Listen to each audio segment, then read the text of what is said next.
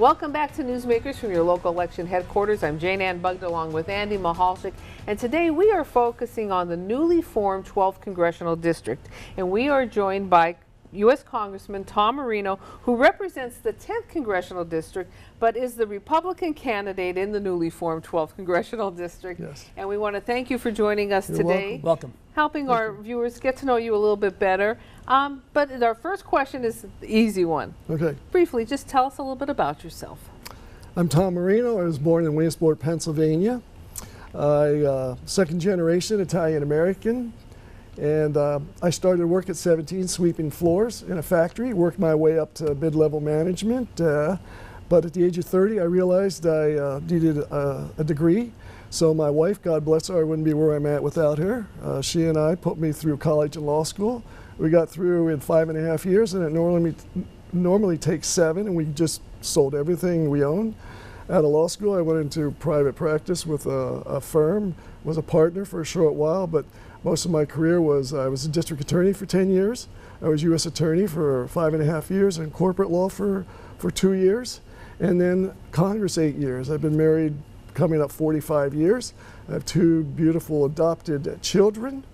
And my wife and I were foster parents. I was a big brother. And I came from a lower middle class family. And I know what it's like for hardworking taxpayers. From working in a factory, I know what it's like to get dirt under my fingernails and sweat. Tom, the first question is, in this very political climate, some would say downright hostile climate in Washington, and you've been there, you've seen it unfolding. How can you make it seems more hostile than ever? What difference can you make to turn that around or make it more calm? It's real simple. We need term limits. I've been dropping this legislation every year since I've been in Congress.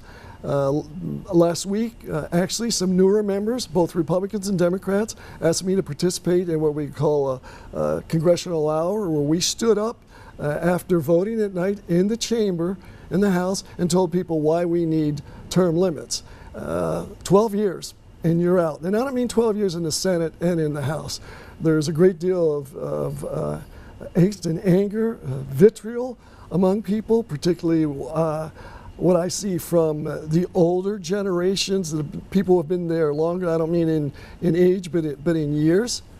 But that's the key, and I made it a point to work very closely with, of course, my Republican colleagues, but reach across the aisle, and I have some good friends over on the other side. And it's just, be polite. But the problem is, once a camera goes on, a lot of people change, and if the cameras weren't there, I think things would be a lot more friendly. But I have to tell you that I work out with some Democrats in the morning, and they tell me we are instructed that if you Republicans vote yes, we vote no, and if you vote no, we vote yes. And it's a power struggle. And Congressman, immigration is a hot button topic. You bet. Tell us where you stand and how do we fix a system that is apparently broken? Okay, as I said, I'm second generation Italian American. My family came over here legally.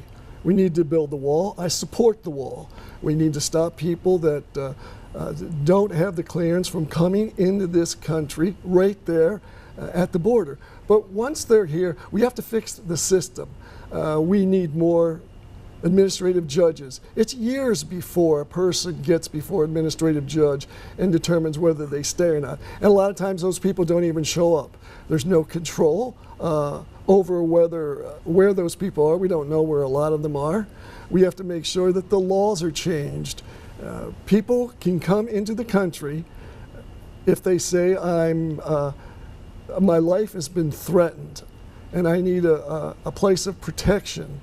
They don't speak English, but they know how to ask for that. If children come to the border, we have to accept those children, because 80% of the children that came into the country were brought in by what we call mules. Their parents paid to have them brought into the country because those people who sent their children ahead thought that's an easier way to get them in. We have to change the process. We need more security. We need more technology. We also need to revise the visa system. Half the people that are here illegally, their visas expired. we should do tremendous oversight over that. And look, you violated, you get sent back. But the country is a melting pot. But we want good people here. We have to streamline the system where farmers come in from Mexico on a yearly basis to get them in and out quickly because they're good, hard, reliable workers. Another hot button topic is health care. Yes. I said this to several other folks on this program. It's like the weather. People talk about it, but nothing's done about it. Yeah. Where are we with health care? What would you do to fix, again, what appears to be a broken system, or at least damaged system? Well, we got rid of the individual mandatory mandate. We have to repeal and replace Obamacare. And there's an aspect that I have, it's a little different. We have the Republicans put two packages together. I think they should be combined. But most of all, we should let a lot of this up to the states. There are several states that have good healthcare systems that seems to go that route. And if we allow that to happen, of course the federal government is going to have to fund it somewhat.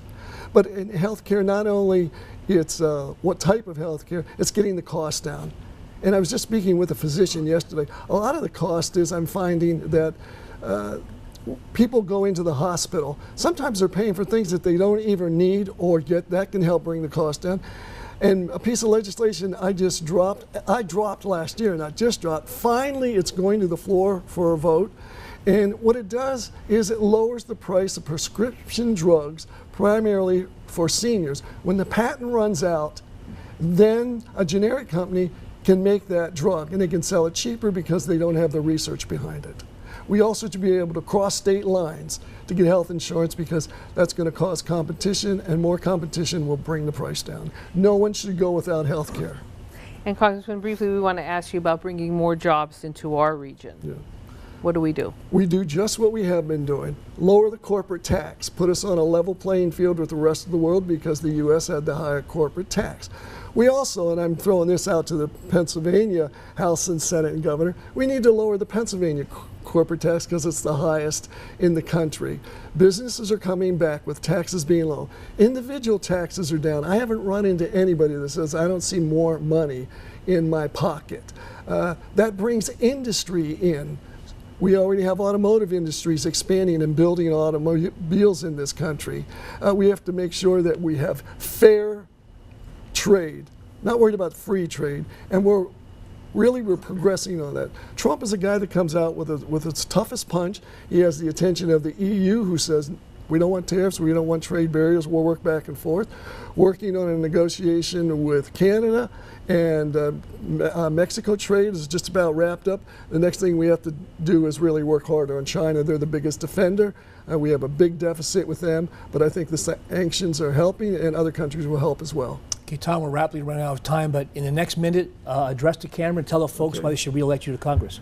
I've been in this position for almost 8 years. I have now gotten passed into law, signed by two presidents, President Obama and President Trump. I have 6 pieces of legislation that create jobs, that help our officers in prisons who can carry mace for their protection.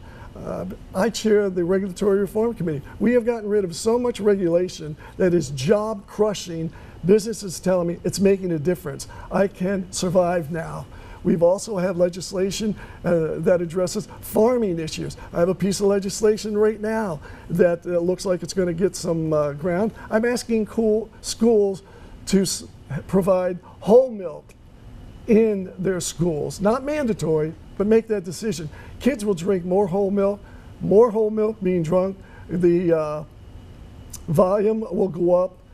The demand will go up. Farmers will be able to sell more milk, and they may get a higher price for it, among other pieces of legislation for our veterans and our seniors.